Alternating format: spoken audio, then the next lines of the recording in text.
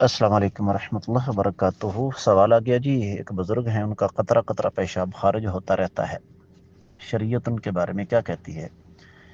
ایسا آدمی سلسل بول کا مرید ہے، اور اس آدمی کے لیے حکم یہ ہے کہ یہ ہر نماز کے لیے نیا وضو فرمائیں، ایک بات۔